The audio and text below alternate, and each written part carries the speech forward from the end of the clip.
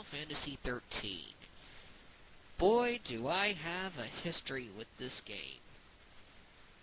You see, about 3 or 4 years later, prior to me talking now, I got Final Fantasy XII as a surprise Christmas present. Worst Christmas present ever! Now, I ain't gonna go into detail on why it's the worst Christmas present ever, because that's not what the point I'm trying to make. The point is that after the absolute abysmal bomb that was 12, I had no choice in my mind than to pretty much eye Final Fantasy XIII's development like a fucking hawk, because I had to know what they were going to do after Final Fantasy XII. Were they going to follow the system, or follow the formula of 12, adapt all the aspects to it, all that stuff. And to answer that question, it's a no to all of that. And you'd think that the fact that they are not doing anything that made 12 bad in my eyes for 13, and putting in stuff that I liked about other Final Fantasy games into it, like the Sphere Grid, which is now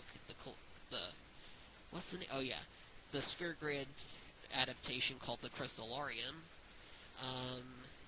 back to the ATB turn-based battle system, well, it's not really that turn-based, but I'll get to that later, but yeah. The fact they were going back to these turn-based ATB innovations that they were doing prior to when Final Fantasy IX ended, because, 10 right afterwards initiated a completely, true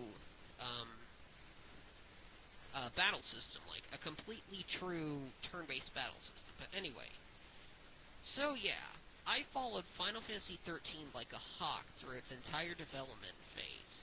So, because of that, you knew I was going to get Final Fantasy XIII the first chance I could. I got it for the PlayStation 3, I beat it in about 3 weeks, and well, all the things that I hate about 12, they were nowhere to be seen. But at the same time, the game kind of left a dull taste in my mouth, if you know what I mean. The reason why I say this is because it's for a variety of reasons, stuff that I'll get on later. But I think it all starts with, the story. Now, the one thing I hated about Final Fantasy XII so much is that they pretty much took all these elements from Star Wars and implemented it into the main story. And not only that, the fact that they had an absolutely terrible, underdeveloped main character who isn't even really the main character in the first place. But I ain't gonna go on a huge rant about that. So, anyway, yeah. In Final Fantasy XIII, all these Star Wars-esque story elements, like, peasant or slave boy or whatever becomes, or dreams of escaping his poverty or whatever, that's all gone. And instead we have a story based around, terrorism and, destiny and all that stuff. It's a very good story if they put fucking exposition in it. For those of you who, haven't seen Spoonie's vlog about Final Fantasy XIII, what he says about the fact that there is absolutely no exposition, or little to no exposition in this game, is 100% true. Now, Now, the reason I didn't have a problem with that is because I was, again, eyeing the development like a hawk, so I knew already what exposition there was that wasn't said in the story. I knew all about, the l'Cie, the Seath, all this stuff. Um, you know, um, the fal'Cie, all that stuff. Yeah, I already knew all about that, but if you're jumping into Final Fantasy 13 with absolutely no clue, like if you haven't followed it like a hawk, like I was doing, you are going to be so lost. And I am not making this up. You will be so fucking lost. Like, what was I just? Oh yeah, like in the very beginning, in the very beginning they were trying to emphasize what the fal'Cie and the l'Cie were, the reason why they're threats to Cocoon in the first place, all that stuff. Now it's hardly exposized, or I don't know what kind of word um, to use for that, but I don't care. But anyway, there is little to no exposition for what a fal'Cie and a l'Cie is. All that stuff. There's little exposition, and not only that, there's little exposition for pretty much everything. Well, except for the huge main story parts, but for the stuff that you want to know, like how the world works and all that stuff, you are so lost if you don't follow the development like I did. Sorry about that. Sorry for me, taking a bunch of breaths. I've just talked 7 minutes straight without breath, so give me a second.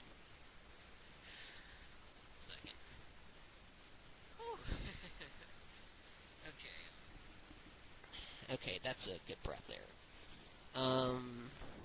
What else is there to talk about? Oh yeah, the sheer linearity in the game.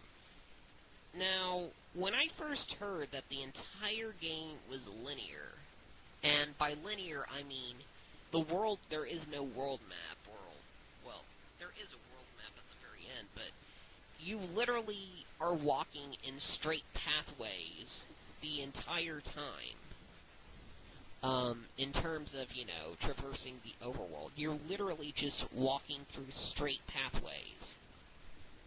But at first I was supportive of this because, according to Square's developers themselves, they said they made this design choice in order to put more emphasis on the story and the combat. And those are the two things that I actually give a damn about in RPGs, because I'm not a side quest guy. I've never been, and I never will, unless if I ever someday find any meaning as to why I would do side quests.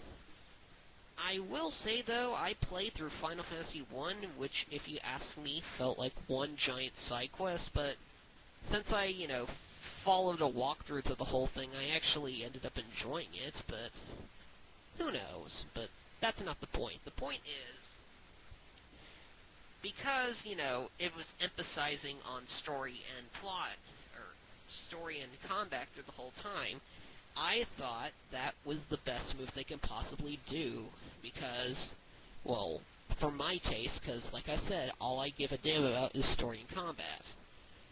And while, yeah, they did deliver on emphasizing the story and combat, I never realized it would get so dull. I mean, don't get me wrong, the combat is fucking awesome. I mean, granted, the combat feels like you're managing, well, I'll get to the combat system later, but yeah.